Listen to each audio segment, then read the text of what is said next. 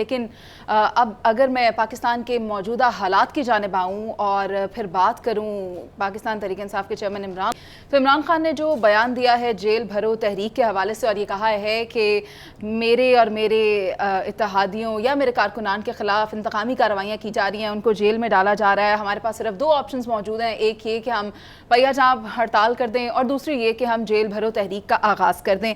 तो मैं नवीद चौधरी साहब आपसे ये पूछना चाहूँगी कि इमरान खान को इससे नताइज क्या हासिल होंगे? और आज भी उन्होंने जब गुफ्तगू की है तो ये कहा है कि अगर इंतखाबात अपने वक्त पर नहीं होंगे तो हम इस तहरीक का आगाज़ करेंगे, और जो रज़ाकाराना तौर पर हमारे कारकुनान से हम ये दरख्वास्त करते हैं कि वो अपने नाम दें हमें। देखें, जो आज का ऐलान है वो इस बात की गमाजी कर रहा है कि इमरान खान साहब खुद भी इस मामले में क्लियर नहीं। उन्होंने अपने तरकश के तमाम तीर आजमा के देख लिए और जो मकसद वो हासिल करना चाहते थे वो हासिल होने के करीब नहीं आ रहा। फिर उन्होंने कहा जी हम जेल भरो कर देंगे। आपने ये नोट किया होगा पर्टिकुलरली सोशल मीडिया पर और मेन स्ट्रीम मीडिया पर भी इस ऐलान को संजीदगी से नहीं लिया गया। जिस वक्त इंसान एक चीज़ को बार बार रिपीट करे और एक ही अंदाज इख्तियार कर ले तो एक स्टेज ऐसी आती है, ये एक इकोनॉमिक्स का असूल भी है, law of diminishing margin utility.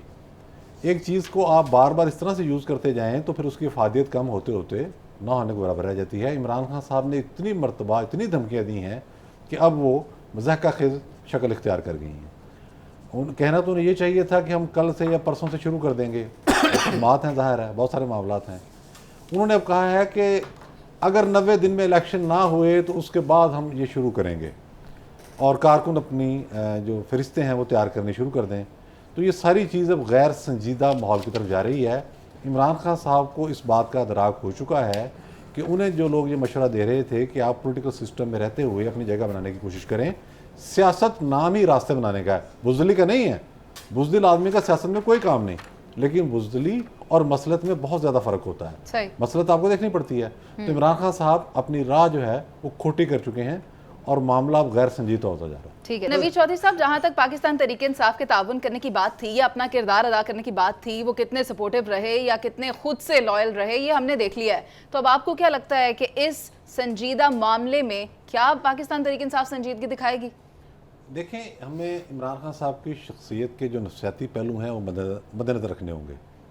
सबसे पहले तो ये है कि जब मनसूबा साजों ने इन्हें तराशा तो इन्हें सुपर ह्यूमन बीइंग बना दिया गया। आपको याद होगा कि APS के बाद भी जो APC हुई थी, जो प्राइम मिनिस्टर नवाज शरीफ ने बुलाई थी उस वक्त, उसमें इमरान खान बहुत अनकंफर्टेबल बैठे हुए थे। इसके बाद कई वाक़यात हुए, मैं 2 अर्ज़ कर देता हूँ सिर्फ। अभी नंदन वाला मामला हुआ, फिर उसके बाद 5 अगस्त 2019 का मामला हुआ। दोनों APCs जो थी वो जनरल कमरजवेद बाजवा और जनरल फैज़ हमीद ने बुलवाई। वहाँ सारी सियासी जमातों की क़यादत मौजूद थी, इमरान खान साहब नहीं थे बतौर वज़ीर-ए-आज़म होते हुए। और ये गिला किया लोगों ने कि जी प्राइम मिनिस्टर क्या हैं। उन्होंने कहा जी उन्हें आप छोड़ें, भाई वज़ीर दिफा आ गए हैं, बाकी आएंगे तो बात करते हैं। तो ये मामला इस तरह से तय करते रहे। एक तो ये पहलू है कि वो APC वगैरह में जाने से घबराते हैं। जैसे आपने नोट किया होगा, जब साफ़ी बुलाते हैं तो अपने मनपसंद बुलाते हैं, इतनी ज़्यादा सियासत करने के बावजूद। दूसरा पहलू ये है, कुछ लोगों का ये कहना है कि इमरान खान ऐसी किसी मुहिम का हिस्सा नहीं बनना चाहते या ऐसी किसी मीटिंग का हिस्सा नहीं बनना चाहते जिससे ये इंप्रेशन जाए कि वो तालिबान या TTP के ख़िलाफ़ कोई काम कर रहे हैं। मेरा ख्याल है ये भी एक बेईमानी सी चीज़ है। तालिबान इनके मुतल्लिक़ हरगिज़ को अच्छी राय नहीं रखते।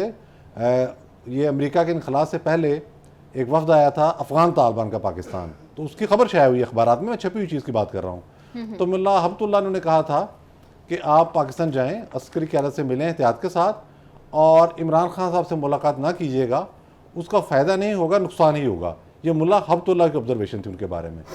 तो इस वक्त उनका APC में जाना ना जाना ये बेमानी इसलिए हो जाएगा कि जो रियासत फैसले कर चुकी है, बड़ी संगीन सूरत हाल है, वो तो अब रिवर्सेबल हैं और वो इम्प्लीमेंट होंगे। वो KPK में भी होंगे, पंजाब में भी होंगे और हर जगह पर होंगे।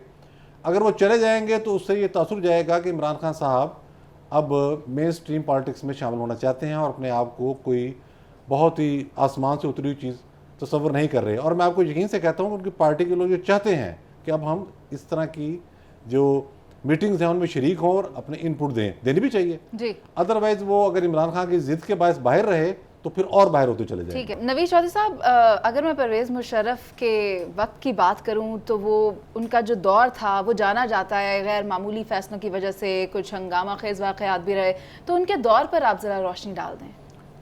उनका दौर हर लिहाज से हंगामा खेज था, और मैं चूँकि उन दिनों रावलपिंडी में था तो मुझे ज़ाहिर है बहुत क्लोज़ और सबसे बड़े इदारे के साथ मैं मुंसलिक था, तो मुझे सारे मामलों को बहुत क्लोजली देखने का मौका मिला। सबसे पहले तो जनरल मुशर्रफ साहब का जो आना है वो बहुत बड़ा पाकिस्तान के लिए एक सानिया था। उन्होंने एक मिस एडवेंचर किया कारगिल में, और हमें ये बताया गया कि बहुत बड़ा कारनामा होने जा रहा है। बाद में पता चला कि ये तो सारी गेम ही कुछ उलट-पुलट थी। आप अंदाज़ा लगाएं कि ये इतना बड़ा वाक़या हो रहा है और air chief, naval chief, core commander किसी को पता ही नहीं है। 4 अफराद ने ये मिस एडवेंचर किया। उसके बाद वहाँ बात छिड़ गई कि इनका कोर्ट मार्शल होना चाहिए। ज़ाहिर फौज के अंदर गुस्सा था, कोर कमांडर तक लाइलम थे। जब वो बात छिड़ी तो इन्होंने कू करने की तैयारियां शुरू कर दी। अच्छा। और हुकूमत के खिलाफ बहुत सारी चीज़ें इस ग्रुप की तरफ से सामने आना शुरू हो गई। मुझे उस वक्त राजा जफर साहब ने बताया कि बड़ा अजीब व गरीब प्रेशर है, हमें समझ नहीं आ रही। एक तरफ से कहा जा रहा है कि इसका कोर्ट मार्शल करो, पूरी की पूरी नॉर्दर्न लाइट इन्फेंट्री उड़ा दी गई इस मिस एडवेंचर के चक्कर में। पूरी दुनिया के अंदर पाकिस्तान का एतमाद ख़त्म हो गया। मैंने अपनी ज़िंदगी में पहली मरतबा देखा, चीनी दफ्तर खारजा ने बयान जारी किया कि जिन्होंने कारगिल का तनाज़ा शुरू किया है, ख़त्म करने के भी वही ज़िम्मेदार हैं। ये सूरत हाल थी। सिवाय सऊदी अरब के आलमी बरादरी में कोई मुल्क हमारे साथ नहीं खड़ा था। नंबर 1। एक बात की और मैं तस्दीक करता चलूँ, ये कहना कि उन्होंने मीडिया को आज़ादियाँ दी, वो जो न्यू वर्ल्ड ऑर्डर की जो नई किस्म थी जिसके तहत पूरी दुनिया में चैनल भी निकलने थे और एजेंडा भी आगे आना था, वो एक लाजमी अमर था। उस दौर में बर्मा जैसे मुल्क के अंदर भी कई चैनल निकले, इंडिया में भी बहुत सारे चैनल निकले, जहाँ आमरीतियाँ थी वहाँ भी बहुत सारे चैनल निकले। एक बहस दूसरी तरफ चली जाएगी। ठीक है। जनरल मुशर्रफ साहब ने सियासी तौर पर बहुत बड़े बड़े ब्लंडर किए, अदलिया को कुचला। 2 दफ़ा उन्होंने मार्शल लगाया पाकिस्तान के अंदर, 2 दफ़ा। और उसके बाद कश्मीर के मामले पर जब उन्होंने हदबंदी की, उन्होंने इंडिया को बाढ़ लगाने की इजाज़त दे दी। कुजा एक दौर में वाजपेयी चल के यहाँ आ गया है और एक अनरेबल सोल्यूशन की तरफ हम जा रहे थे। मैं नहीं कहता पूरा कश्मीर में मिल जाना था, लेकिन एक अनरेबल सोल्यूशन डिस्कस हो रहा था कि चुनाव फार्मूला ले लें, जम्मू आप ले लें, कश्मीर हम ले लेते हैं। ये हमें बुलाकर हुकूमत वालों ने कहा।